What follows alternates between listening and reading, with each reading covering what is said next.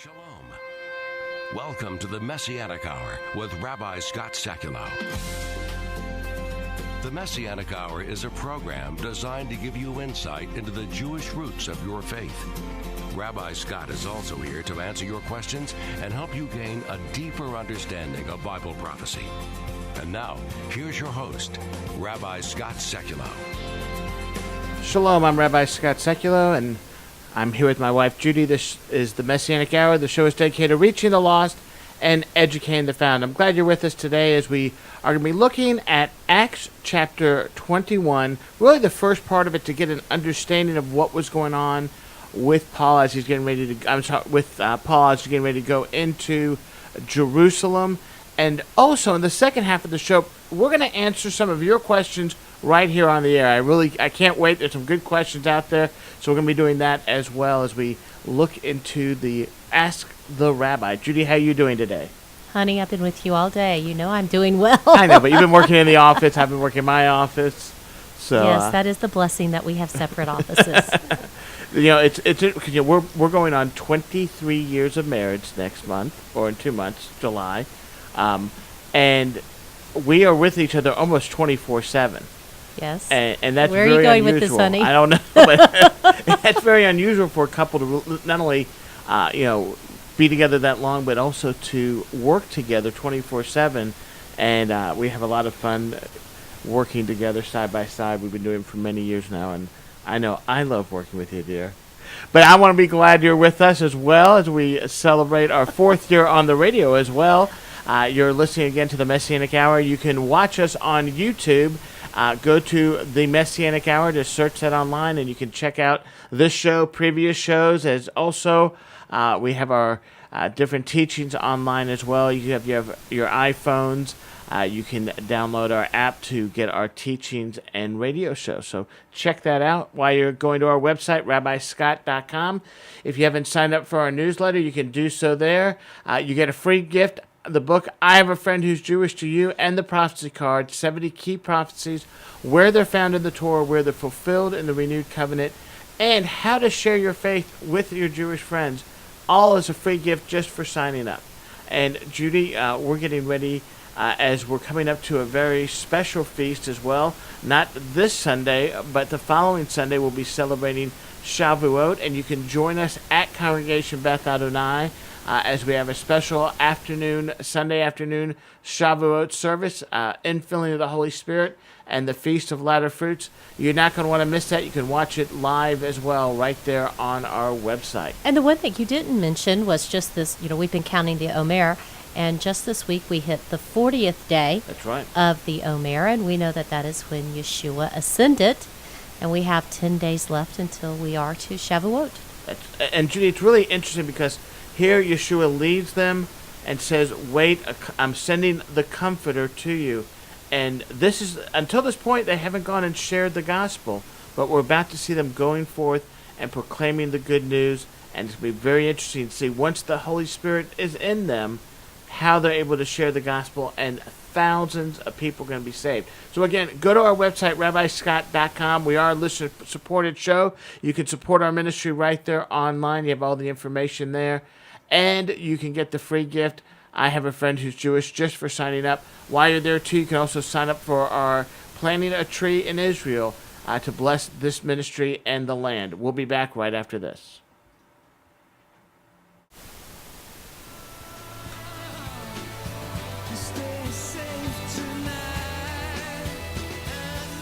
Welcome back to the Messianic Hour. I'm Judy Sekulow, and I'm glad that you're listening and watching with us today. As we start Acts 21, we see Paul making the final stops on the journey, heading towards Jerusalem. And Rabbi, why don't you get us started? Because I know there's a lot that you want to set up so that we can understand this entire chapter. That's right. First, Judy, you have to understand that why he's going to Jerusalem. He's going to Jerusalem to celebrate the Jewish feast, the feast of Shavuot. Well, and he's going too because the Holy Spirit is leading him to go. Because I think the reason I want to make that distinction is he's got all these people that keep telling him, don't go, don't go, don't go, don't go. But yet he knows he's supposed to go with what's facing him. And it's the Holy Spirit inside of him that's urging him leading him forward to Jerusalem. Not only is it leading him forward, but it's also warning him that what the people are telling you is true, but you have to go. So, sometimes we would get the impression, as the disciples did, oh, well, the Holy Spirit's telling us not to go, what's going to happen, we're not supposed to go. Maybe you are supposed to go. Sometimes we have to suffer for our Messiah. And we see a great parallel between what happens to Saul here, Paul, and our Messiah. The same type of thing. When he was telling them, look, I have to go to Jerusalem. I'm going to have to suffer. These things must take place so that Adonai's will can be done. And we kind of see that with Paul in this situation. Well, and then following that, the Yeshua connection here, too, is we know that on his journey, he stops one night. They actually have a 7-day layover in a city called Tyre. Right. And we know, though, that, 30 years before, Yeshua had been there, met the Canaanite woman who became a believer. So now probably remnants from that, from her children and her grandchildren, are those that they are fellowshipping with when they stop for these 7 days. Right, and so we see here, that was also the first glimpse of the idea of the gospel, the good news of the salvation going to the Gentiles. We have here in that same place. So I think it's not ironic. I think it's God ordained that they go back there. And like you said, now the offspring of this woman, 3 decades later, children and grandchildren alike are probably there, and followers of Yeshua. They hear, they fellowship, they remember what the promise was, and now they're coming together again. He is warned. They go on, though, to the next area as he is prepared. But again, Judy, again, in Ephesians, in last chapter, Acts chapter 20, verse 23, the Holy Spirit, like you said before, warned Saul this is what was going to happen, but he knew he had to go, and to quickly, I still head into that area.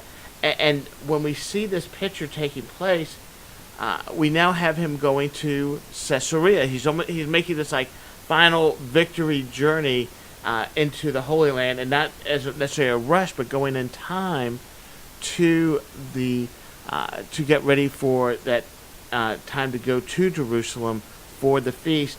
He ends up in Caesarea. He's with Philip. Philip was one of the 7 who was chosen. He was, kind of the good old days of the traveling evangelist were behind him. He's now settled in the city. He's a wife and 4 children. And it's interesting because Luke tells us that they're not only women they're prophetess, but that they're all of marrying age, but yet they had not gotten married yet. Maybe it was because of the greater call that they had on their life, but he definitely lets us know this. And while they're there, we see that there is another prophet that comes. We've been introduced to him already in Acts chapter 11, verse 28.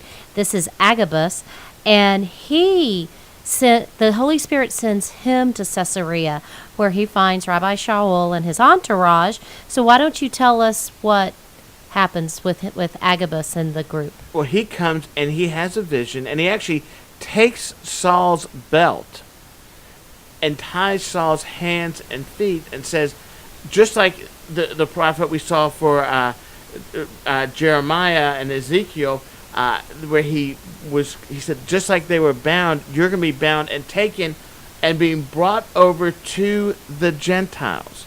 So the prophecy is that he's going to go, the Jewish community is going to go against him, but it's the Gentiles who are going to bind him up.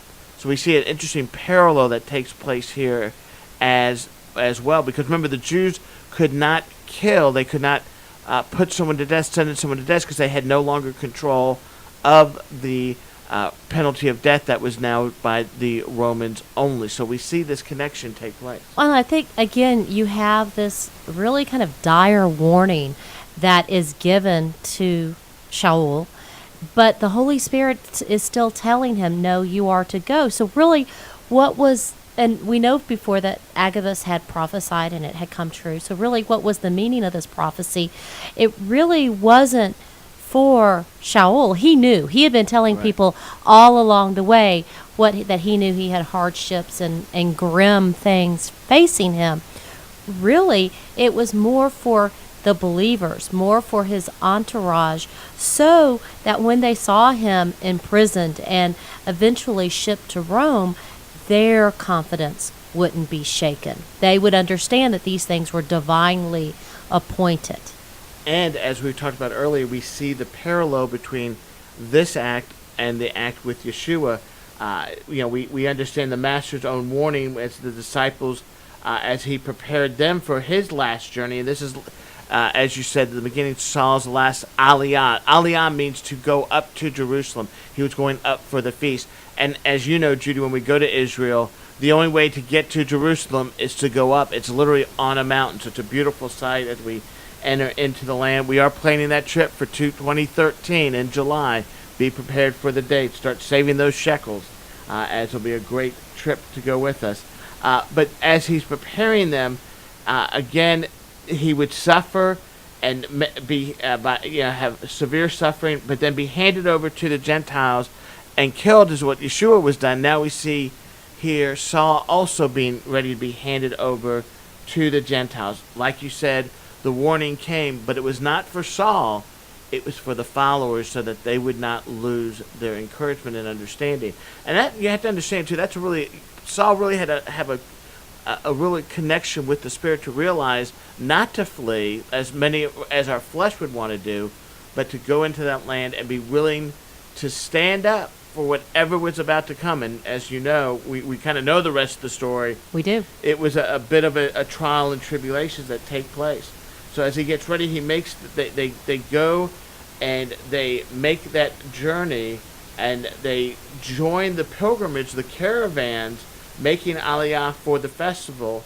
And we see again that prophetic warning of going in and being ready for what's to take place. And we know that part of the reason, because Shaul's been saying this as he's going, that his ministry in the diaspora had been totally misunderstood, misaligned. There were all these rumors just swirling around about what he was teaching and what he was saying and how he was living and all of this. So really,